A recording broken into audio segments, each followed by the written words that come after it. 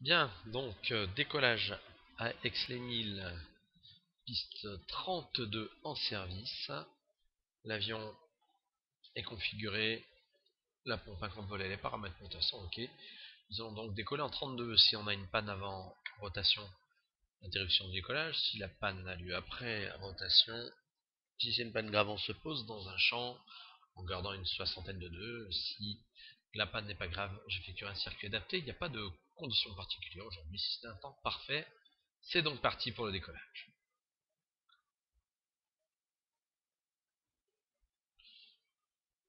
Plein gaz.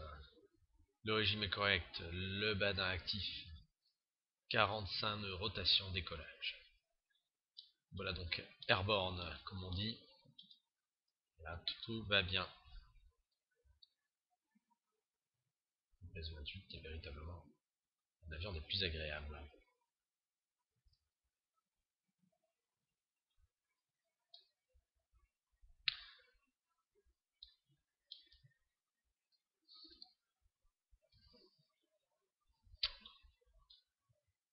Bien sûr. Là. Alors, tout va très très bien, même autant le dire. Nous allons monter comme ça tranquillement jusqu'à 700 pieds. À 700 pieds, je montrerai les volets et je couperai la pompe électrique.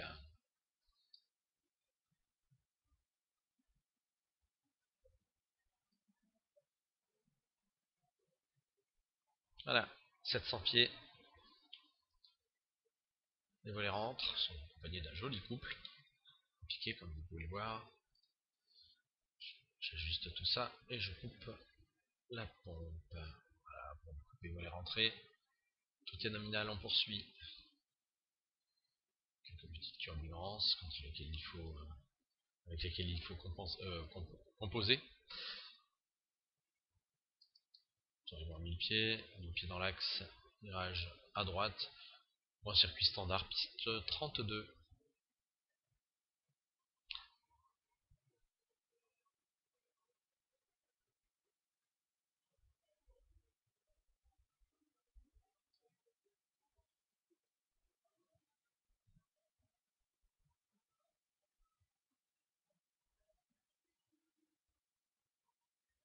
Chercher perpendiculaire à la piste. Voilà, nous y sommes. Monter jusqu'à 1500 pieds, pardon. Voilà.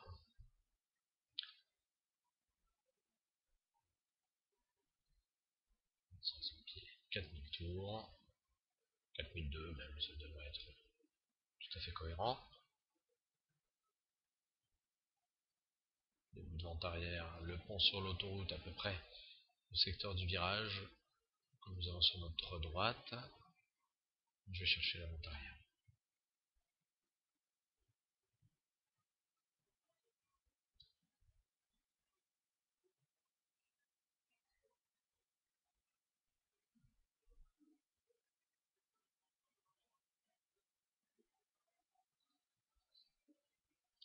Voilà donc en vente arrière, peu de choses près.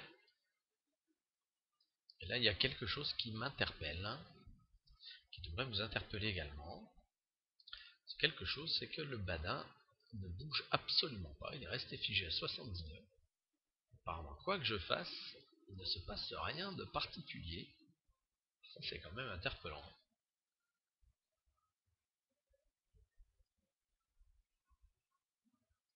Oui, il semblerait que nous ayons un problème de badin, pour être tout à fait cohérent. Alors, comment faire dans ce cas-là?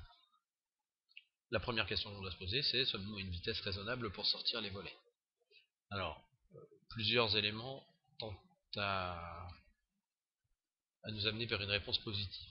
Tout d'abord, la configuration. Nous sommes après décollage, 4000 tours, une assiette de vol à cabrer, celle que vous avez l'habitude de prendre. Vous avez très probablement une vitesse de l'ordre de 70 nœuds comme indiqué ici. Ensuite, vous possédez des instruments, et notamment cet excellent équipement ici. Alors, on va voir tout de suite si je peux l'afficher. Le GNS 530, qui devrait vous donner une indication de vitesse sol. Alors là, je ne le vois pas, je ne la vois pas malheureusement.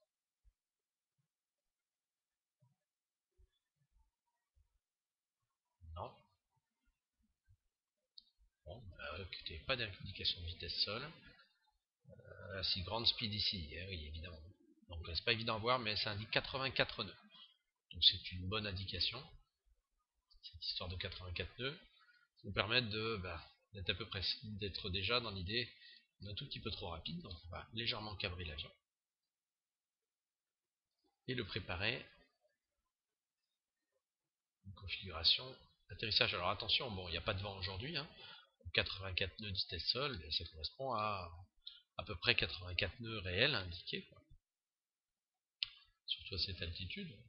Donc on va réduire tout ça. Là je vois 80 vitesse sol. Sans ces équipements là, il suffirait d'amener, comme on le fait en vente arrière classique, le capot moteur tangent l'horizon. Ça va vous donner quelque chose de l'ordre de 60. Vous avez l'habitude de vous poser avec les volets, je vous invite à le faire également. Là, les volets ne sont pas en panne.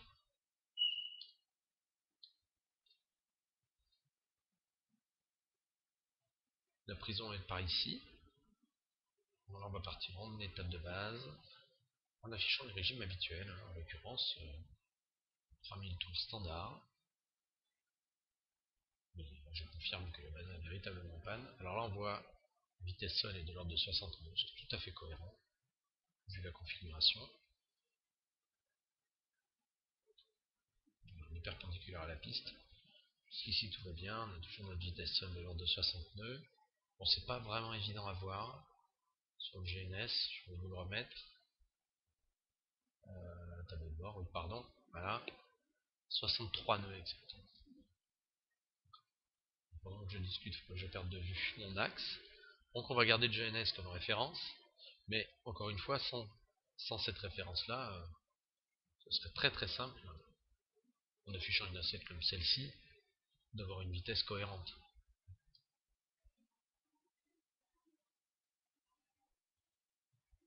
Le plus dur ici, c'est de faire le deuil de l'instrument, en fait, tout ça. Alors là, vous avez le choix, soit vous faites l'approche avec vos deux crans de volet, soit vous la faites avec un seul cran de volet. Bon, vu les conditions du jour, je vous suggère d'effectuer l'approche classique, comme vous avez l'habitude de faire.